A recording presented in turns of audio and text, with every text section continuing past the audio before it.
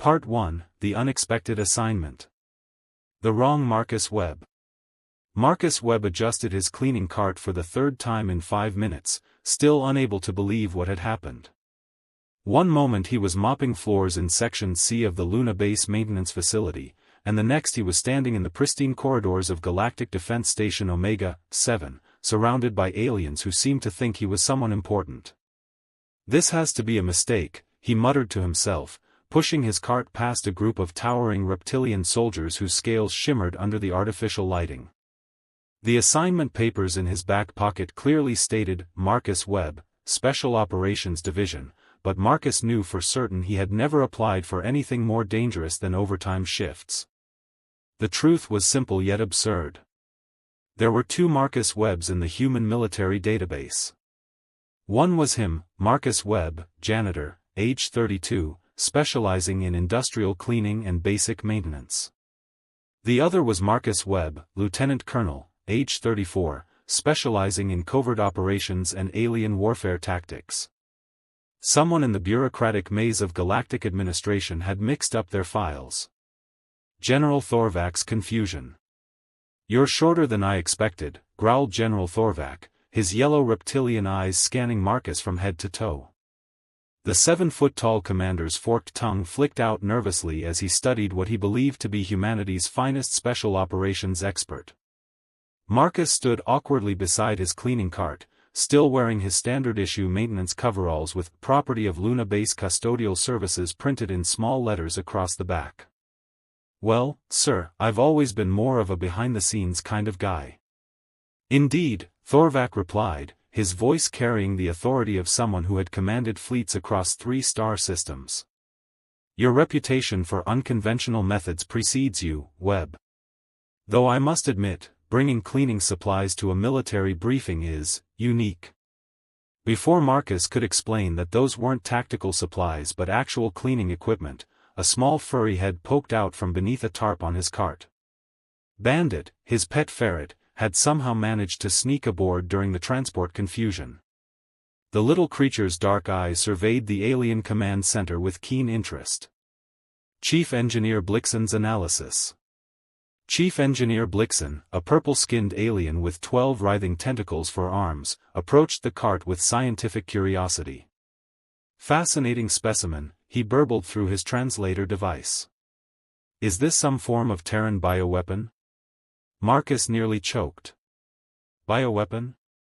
No, that's just Bandit. He's my pet ferret." "Pet?" Thorvak's scales rippled with what Marcus hoped was confusion rather than anger. "You keep a carnivorous mammal as a companion?" "He's actually pretty friendly," Marcus said, gently lifting Bandit from the cart. The ferret immediately began exploring his surroundings, his flexible body allowing him to investigate every corner and crevice of the advanced alien technology surrounding them. Blixen's tentacles twitched with excitement. The creature's bone density suggests adaptation to high-gravity environments.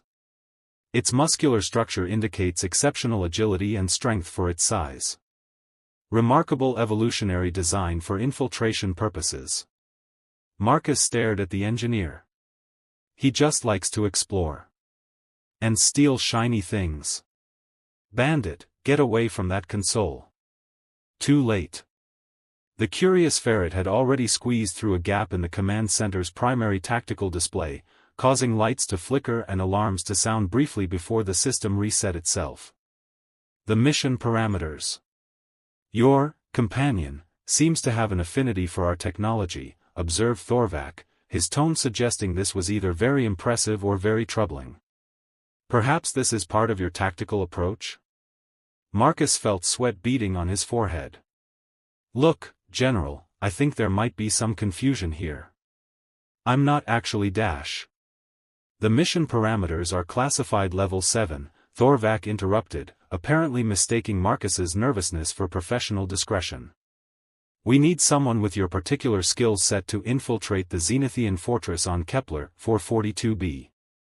Intelligence suggests they're developing weapons that could threaten the entire galactic coalition." "Infiltrate?" Marcus's voice cracked slightly. "With cleaning supplies? Your cover identity is perfect," Blixen added, his tentacles dancing with enthusiasm. A simple maintenance worker, overlooked by security, with access to all areas of the facility. Brilliant tactical thinking. Marcus opened his mouth to protest, but Bandit chose that moment to emerge from behind another console, somehow having acquired a small piece of advanced circuitry that now dangled from his mouth like a metallic treat. He's already begun analyzing their technology, Thorvac noted approvingly. Impressive. He's just being a ferret, Marcus said weakly, but no one seemed to be listening anymore. The point of no return. As the briefing continued around him, Marcus realized he was trapped in a situation that was spiraling completely out of control. The aliens were convinced he was some sort of strategic genius whose unconventional methods included using cleaning equipment as camouflage and employing a ferret as an advanced reconnaissance tool. The worst part was that their interpretation almost made sense. Almost. The transport leaves in 6 hours, Thorvac announced. Prepare your equipment and your biological asset. The fate of 3-star systems may depend on your success. Marcus looked down at Bandit, who had now somehow managed to activate a holographic display and was batting at the floating images with obvious delight. The ferret looked back at him with bright, intelligent eyes that seemed to say, "This is going to be fun." "This is insane," Marcus whispered to himself. But as he watched the alien commanders discussing strategy with the kind of deadly seriousness that came from facing extinction, Marcus realized that backing out now might condemn billions of innocent beings to whatever horrible fate the Zenithians had planned. Besides, how hard could one little infiltration mission be? Part 2, the mission briefing gone wrong. Admiral Krex's grand strategy. The main briefing room aboard the battleship Stellar Dominion buzzed with tension as Admiral Krex spread his 4 insectoid arms across the holographic tactical display. His compound eyes reflected the swirling images of the Zenithian fortress like 1,000 tiny mirrors. "The target is impenetrable," Admiral Krex announced, his voice clicking through the translator with mechanical precision. 300 years of Zenithian military engineering have created the perfect fortress. Energy shields, quantum barriers, automated defense systems that can track a grain of sand from orbit. Marcus sat uncomfortably in a chair designed for beings much larger than humans, his cleaning cart parked beside him like some bizarre piece of military equipment.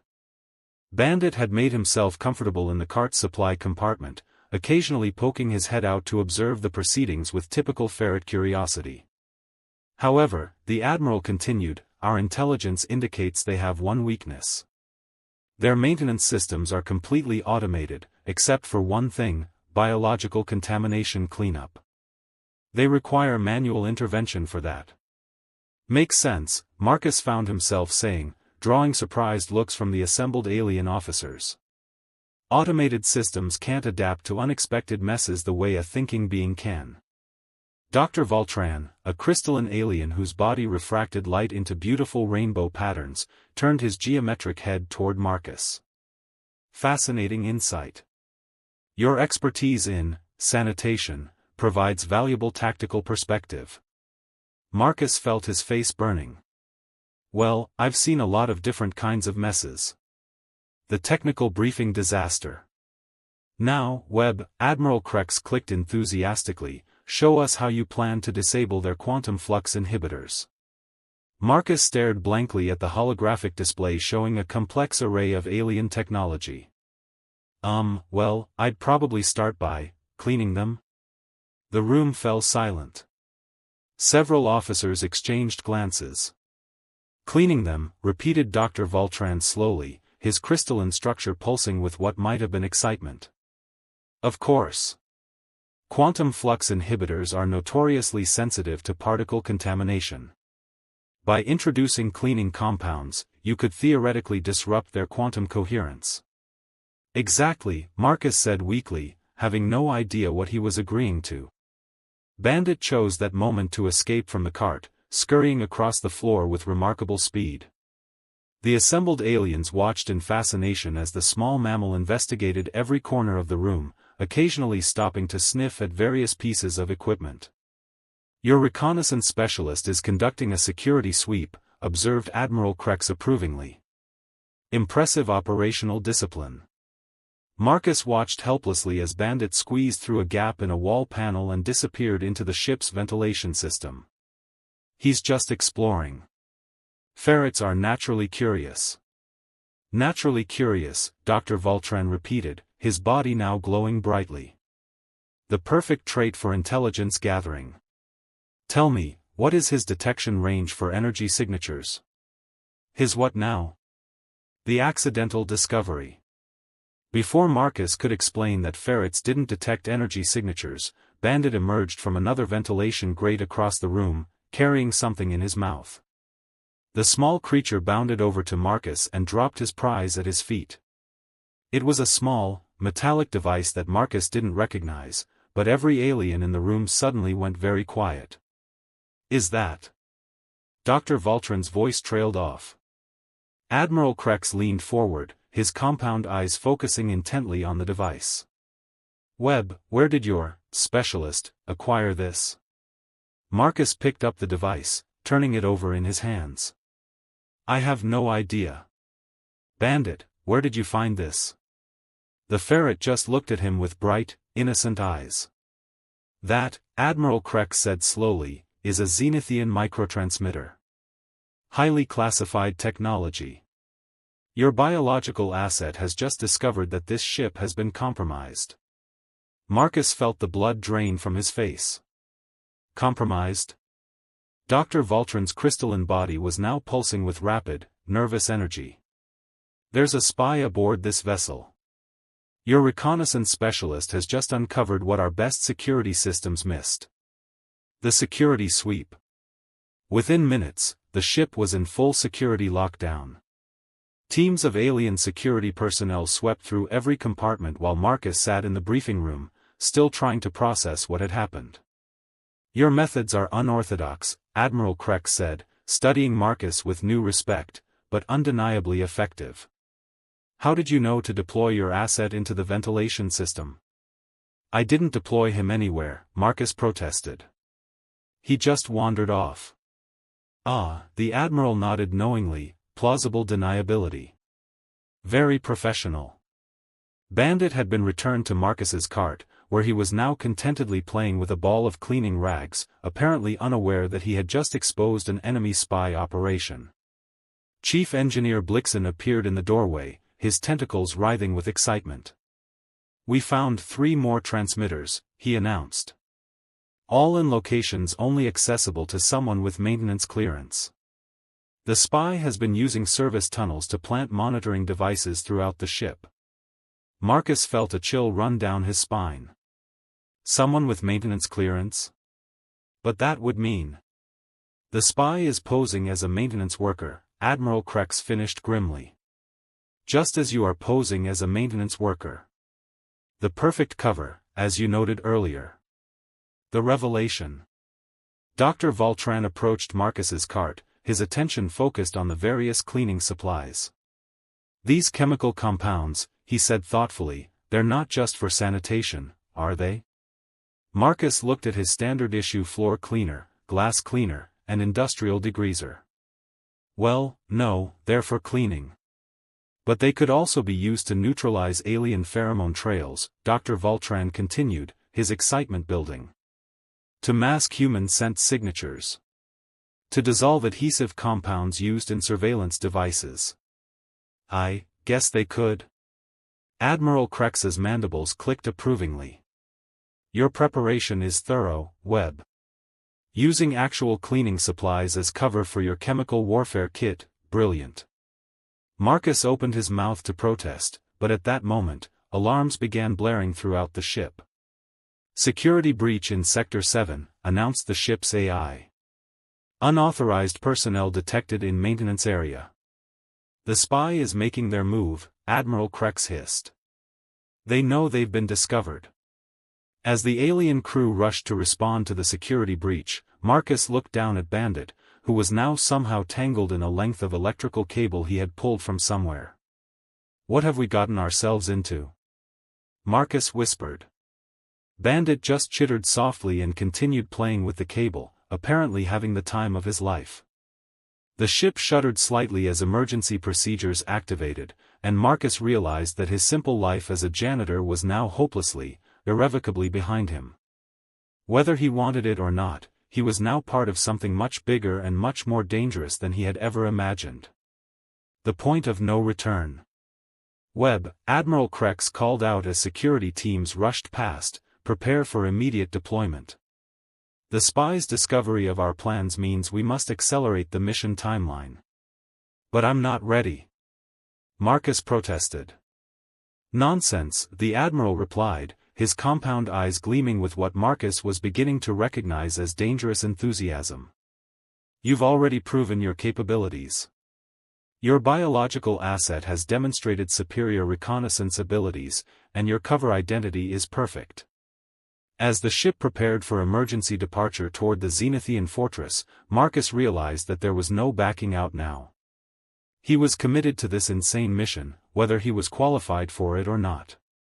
The only question was whether he and Bandit would survive long enough to explain the misunderstanding. Part 3: The Infiltration Disaster. The Zenithian Fortress. The massive Zenithian fortress loomed before them like a metallic mountain rising from the toxic purple landscape of Kepler 442b.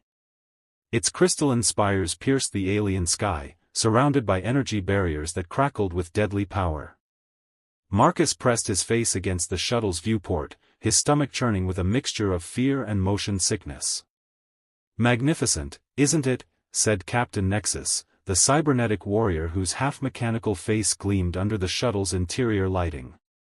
3 centuries of Zenithian engineering. They say nothing living has ever breached those walls. Marcus gulped. Nothing living?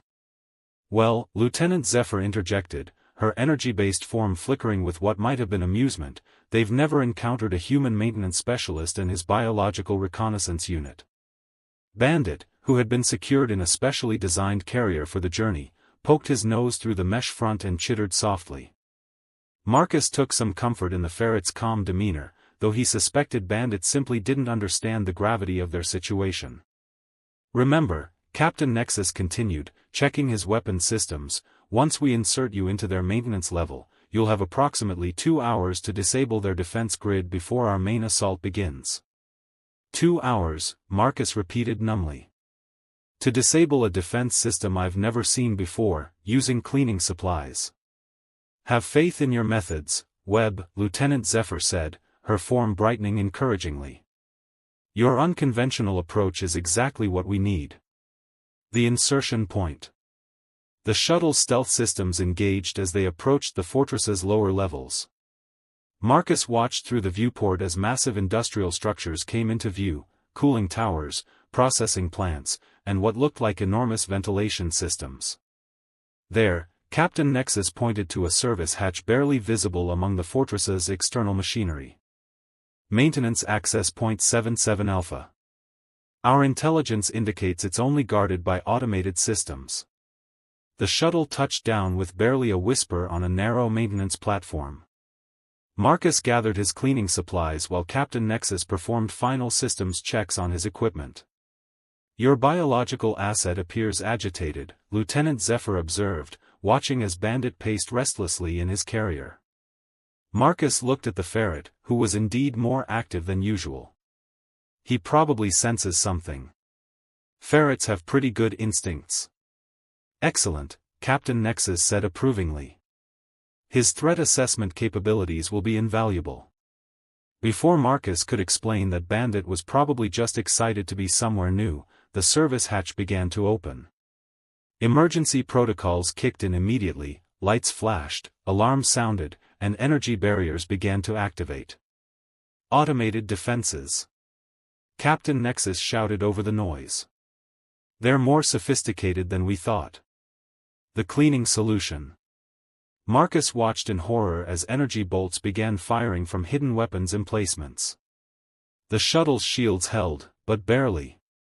In desperation, he did the only thing he could think of, he grabbed his spray bottle of industrial degreaser and aimed it at the nearest sensor array. The high-pressure stream of cleaning solution struck the alien technology with surprising force. Immediately, the energy barriers began to flicker and fade. "Impossible!" Lieutenant Zephyr exclaimed. "You're disrupting their quantum coherence matrix." "I'm just cleaning off the sensors," Marcus replied, but even as he said it, he realized the aliens were right. The degreaser was somehow interfering with the fortress's defense systems. Captain Nexus was already moving, his cybernetic enhancements allowing him to process the situation faster than any organic being. "The cleaning compound is creating a reaction with their crystalline technology. Continue the application." Marcus aimed his spray bottle at another sensor cluster, watching in amazement as the entire defense grid began to shut down. Bandit, apparently sensing the excitement, began chittering loudly from his carrier. "Release the biological asset," Captain Nexus ordered. "We need his reconnaissance capabilities now." Bandit's exploration. The moment Marcus opened the carrier, Bandit shot out like a furry missile, immediately beginning to explore the now accessible maintenance areas. The ferret's natural curiosity led him to investigate every pipe, conduit, and access panel in sight. "He's mapping the facility," Lieutenant Zephyr observed with admiration. "Look at how systematically he's covering the area." Marcus followed Bandit deeper into the fortress's maintenance levels, his cleaning cart bumping along behind him. The alien architecture was unlike anything he had ever seen: crystalline walls that seemed to pulse with their own light, corridors that curved in impossible directions, and technology that hummed with barely contained energy. "This is incredible," he whispered, then immediately felt foolish for being impressed by something he was supposed to be sabotaging.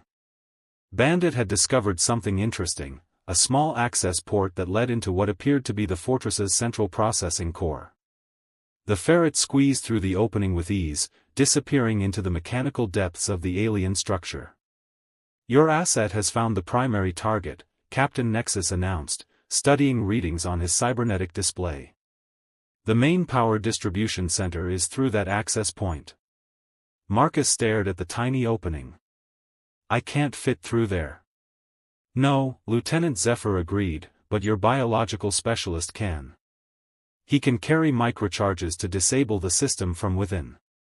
The accidental sabotage.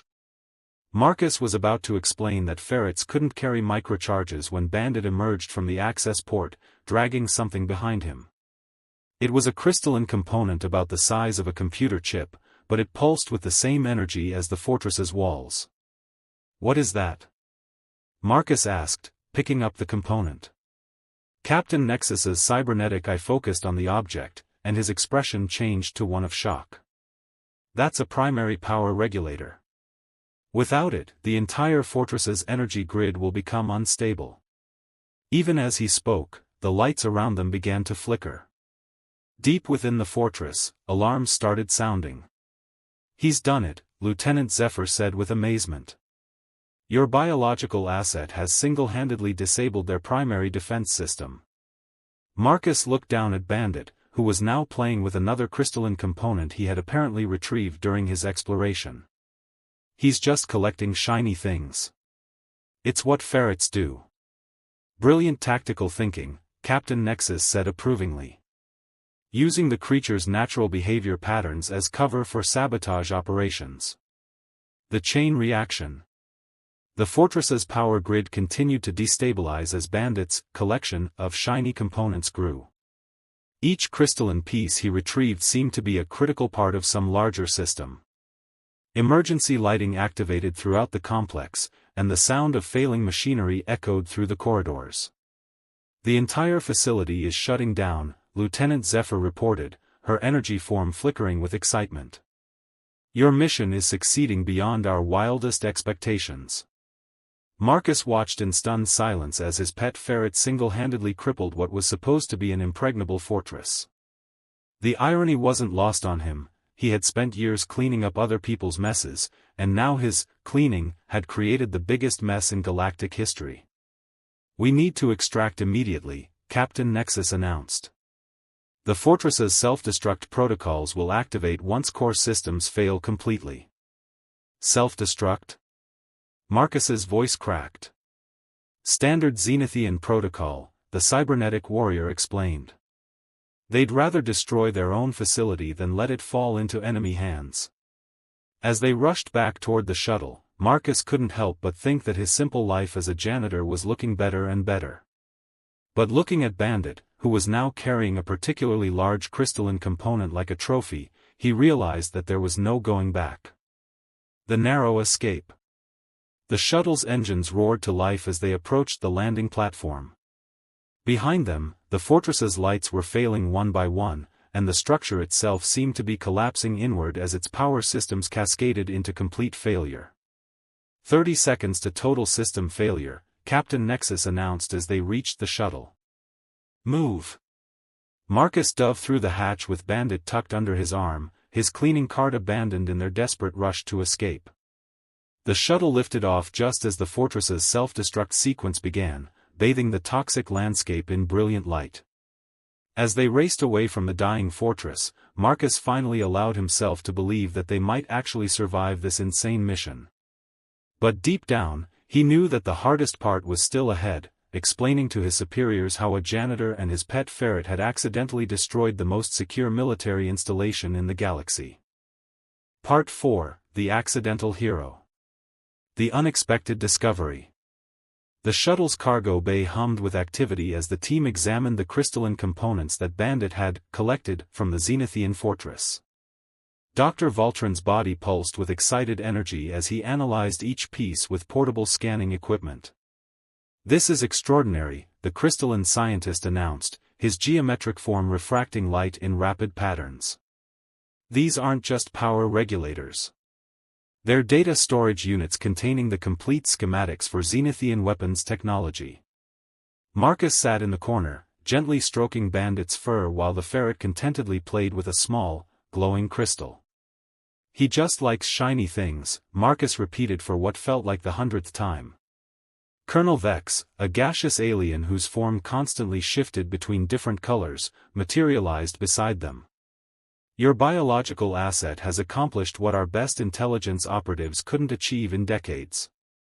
He's stolen the Zenithians' most closely guarded secrets." "He's not an asset," Marcus protested weakly. "He's a pet." Sergeant Rask, whose rock-like body made grinding sounds when he moved, approached with heavy steps. "Pet or not, this creature has single-handedly provided us with enough intelligence to end the Zenithian threat permanently." The Intel Analysis. As the shuttle raced back toward the Galactic Coalition fleet, the team worked frantically to decode the information stored in Bandit's crystalline treasures. Each component revealed more shocking secrets about Zenithian military capabilities. "Look at this," Dr. Voltron said, projecting a holographic display from one of the crystals. "Complete battle plans for an invasion of the inner colonies. They were planning to attack within the next solar cycle." Colonel Vex's gaseous form shifted to a deep red color, indicating extreme agitation. 12 star systems would have fallen before we could mount a defense. Your mission didn't just disable their fortress, it prevented a galactic war." Marcus watched the holographic displays with growing horror. Each crystal that Bandit had treated as a toy contained information about weapons of mass destruction, invasion plans, and technologies that could reshape the balance of power across the galaxy. "I had no idea," he whispered. Sergeant Rask's rocky face somehow managed to convey approval. "The best operatives never do. Your ability to maintain cover even under extreme pressure is remarkable." The fleet rendezvous. When they reached the Coalition fleet, Marcus was surprised to find himself being treated as a returning hero. Ship after ship hailed their shuttle, offering congratulations and requesting to know more about the revolutionary intelligence-gathering techniques employed during the mission. Admiral Krex met them at the docking bay, his compound eyes reflecting the lights of a dozen honor guards. "Webb, your success has exceeded all expectations. The Zenithian fortress wasn't just a military installation, it was their primary intelligence hub." "Intelligence hub?" Marcus echoed. "Every major Zenithian operation for the past century was coordinated from that facility," Colonel Vex explained, his form now a pleased shade of blue. "Your actions have crippled their entire war machine." Bandit, apparently bored with all the attention, had wandered off to investigate the docking bay's maintenance equipment. Marcus watched nervously as the ferret began exploring a series of pipes and conduits that ran along the wall. "Your specialist is conducting another security sweep," Admiral Krex observed approvingly. "Excellent operational discipline." The conspiracy revealed. Before Marcus could explain that Bandit was just being a curious ferret, the small animal emerged from behind a maintenance panel carrying yet another crystalline device. This one was different. It pulsed with a dark energy that seemed to absorb light rather than reflect it. Dr. Voltron's reaction was immediate and alarming. His crystalline body began flashing in patterns that Marcus had learned indicated extreme danger. "That's a Zenithian infiltration device," the scientist announced. "Highly illegal technology designed to corrupt coalition communication networks." Colonel Vex's form shifted to an alarmed orange color. "Impossible. That would mean there's a Zenithian spy in the coalition fleet," Sergeant Rask finished grimly. Admiral Krex's mandibles clicked furiously as he processed this information. "Your biological asset has uncovered another enemy operation. His detection capabilities are beyond anything in our arsenal." Marcus looked down at Bandit, who was now contentedly grooming himself, apparently unaware that he had just exposed another conspiracy. "He really just likes to explore." "A perfect cover story," Admiral Krex said with obvious admiration. "Even now, you maintain operational security." The spy hunt. The fleet went into immediate lockdown as security teams began searching for the Zenithian infiltrator. Marcus found himself being escorted through ship after ship, with Bandit in his carrier, as the ferret's detection abilities were called upon to identify more enemy devices. "Your methods are unorthodox," commented Captain Nexus as they searched the fourth ship in the fleet, "but undeniably effective." Marcus watched as Bandit eagerly explored each new environment, occasionally finding small devices that the Coalition's own security systems had missed. Each discovery led to the arrest of another enemy agent. "I don't understand how he does it," Marcus admitted to Lieutenant Zephyr as they moved to the next ship. "I mean, I know ferrets are curious, but this is incredible." "Perhaps, the energy-based being suggested, your species has evolved senses that we don't fully understand. Earth creatures often have capabilities that seem impossible to other forms of life." The final revelation. By the time they had searched half the fleet, Bandit had uncovered evidence of a conspiracy that reached to the highest levels of Coalition command. Zenithian agents had been operating within the fleet for years, gathering intelligence and sabotaging operations from within. 17 enemy agents, Admiral Krex reported as they gathered in the main briefing room. "All exposed by your biological specialist's reconnaissance capabilities. The security breach was far more extensive than we realized." Marcus sat quietly, still struggling to process everything that had happened. In less than 48 hours, he had gone from being a simple janitor to accidentally becoming the most successful intelligence operative in galactic history. "The question now," Colonel Vex said, his gaseous form shifting to a thoughtful purple, "is how we properly recognize your contributions to galactic security." Dr. Voltron's crystalline body pulsed with excitement. "The scientific community would be fascinated to study your operational methods. The way you use seemingly mundane activities as cover for advanced intelligence gathering is revolutionary." "I really am just a janitor," Marcus said desperately. "This is all a huge misunderstanding." Sergeant Rask's rocky face somehow managed to convey what might have been a smile. "The best operatives always say that. Your commitment to your cover identity is admirable." The recognition. As news of their success spread throughout the fleet, Marcus found himself facing a reality he never could have imagined. The accidental hero status that had been thrust upon him was becoming increasingly difficult to escape. "The Coalition Council wants to meet with you," Admiral Krex announced. "They're considering creating a new intelligence division based on your innovative techniques." Marcus looked down at Bandit, who was now sleeping peacefully in his carrier, exhausted from all the excitement. The ferret had no idea that his natural curiosity and love of shiny objects had just changed the course of galactic history. "What happens now?" Marcus asked quietly. "Now," Lieutenant Zephyr said, her form brightening with what Marcus had learned was her species' version of a smile, "you get to explain to the highest levels of Coalition Command how a maintenance worker and his pet ferret saved the galaxy." Marcus closed his eyes and sighed. Somehow, he suspected that the explanation would be even more unbelievable than the reality. The new reality. As the fleet prepared to return to Coalition headquarters, Marcus realized that his old life was truly over. Whether he had wanted it or not, he had become something much more than a simple janitor. The question was whether he could live up to the reputation that had been accidentally created for him. Looking at Bandit, who was now awake and alert, watching the activity around them with bright, intelligent eyes, Marcus couldn't help but smile. If a ferret could accidentally become a master spy, maybe anything was possible.